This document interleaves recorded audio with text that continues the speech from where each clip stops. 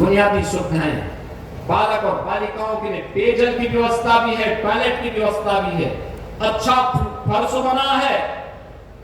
फर्श बनाने के साथ ही डिजिटल लाइब्रेरी भी है, स्मार्ट क्लास भी है, पर्याप्त सुविधाएं उपलब्ध करवाई जा रही हैं।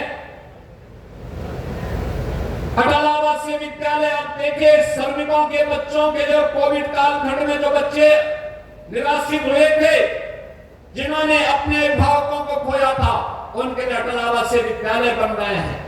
पिछली सरकार एक जिले में एक माफिया पालती थी, उस माफिया के गुंडे पूरे जनपद को तबाह करते थे, दंगा करवाते थे, अराजकता फैलाते थे। हमारी सरकार वन डिस्ट्रिक्ट वन प्रोडक्ट के माध्यम से स्थानीय कारीगरों और हस्तशिल्पियों को कारोबार के साथ जोड़ रही है। One district one medical college देकर के बेहतरीन स्वास्थ्य की सुविधा दी जा रही है। बिना भेदभाव के हर गरीब को 5 लाख रुपए का आयुष्मान भारत का स्वास्थ्य बीमा का कवर भी दिया जा रहा है। राशन की सुविधा उपलब्ध करवाई जा रही है, हर गरीब को आवास की सुविधा उपलब्ध करवाई जा रही है, और हर बेटी के लिए शिक्षा के साथ साथ उसके शादी का इंतजाम के लिए भी सरकार बेटी को विदा करने के लिए भी 1 लाख रुपए का अनुदान सामूहिक विवाह योजना के माध्यम से उपलब्ध करवा रही है। युवाओं के लिए भर्ती के अभियान को भी बिना भेदभाव के आगे बढ़ाया जा रहा है। पिछले 8 वर्ष में 8.5 लाख नौकरी, अभी हाल ही में 7,244 पुलिस की भर्ती की प्रक्रिया को सकुशल संपन्न किया गया। हर जनपद के युवा आए थे, चेहरा नहीं देखा गया, जाति नहीं देखी गई। उत्तर प्रदेश का नागरिक है, उसको अधिकार मिलना ही चाहिए, हर हाल में उसका अधिकार उसे दिया जाना चाहिए।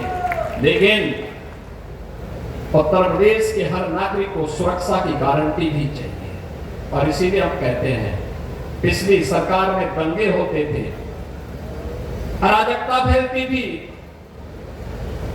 शोषण होता था, न बेटी सुरक्षित थी, न व्यापारी सुरक्षित था। आज बेटी भी सुरक्षित है, व्यापारी भी सुरक्षित है, हर उत्तर प्रदेश वासी सुरक्षित है, केवल दंगाई सुरक्षित नहीं है। दंगाई के ऊपर महाकाल अब अपना वास्तविक असर दिखा रहा है। अब वह अपनी गति को दुर्गति में बदलने के लिए वहां दिखाई दे रहा है, और संभल और उत्तर प्रदेश अपनी गति को प्रगति की तरफ उछाल मार रहा है। और उसी प्रगति के साथ जोड़ने के लिए आज हम सब आपके बीच आए हैं। आज यहाँ पे शिक्षा के लिए, व्यावसायिक शिक्षा के लिए, उच्च शिक्षा के लिए, पेयजल के लिए, सड़क के लिए, पर्यटन की सुविधाओं को लेकर, जिला मुख्यालय को लेकर, आंगनबाड़ी केंद्रों के लिए, कंपोजिट विद्यालय को लेकर के ये सभी उपहार आपको उपलब्ध कराए जा रहे हैं। और इसलिए भी क्योंकि जन्माष्टमी भी आ रही है, यानी ये 3 पर्व तो एक साथ, रक्षाबंधन 9 अगस्त को, 9 अगस्त काकोरी के, क्रांतिकारियों के, महानायकों के, पेन एक्शन के स्मृति दिवस भी है, 9 अगस्त की तिथि। बहनों और भाइयों, 15 अगस्त देश का स्वाधीनता दिवस प्रधानमंत्री जी ने आह्वान किया है, हर घर पे तिरंगा फहराना है। 13, 14, 15 हर भारतवासी अपने घर के ऊपर भारत के आन शान के प्रतीक तिरंगा लहराने का काम करिए। भारत के आन शान का प्रतीक हमारा तिरंगा है। और साथ ही साथ 16 अगस्त श्री कृष्ण जन्माष्टमी, परित्राणाय साधूनाम विनाशाय च दुष्कृताम, सज्जनों के लिए, सज्जनों के संरक्षण के लिए और दुर्जनों के संहार के लिए भगवान बार बार आते हैं, बार बार आएंगे। और कल की भगवान भी संभल में अवश्य आएंगे। यह संकल्प लेकर के हम सबको आगे बढ़ना होगा।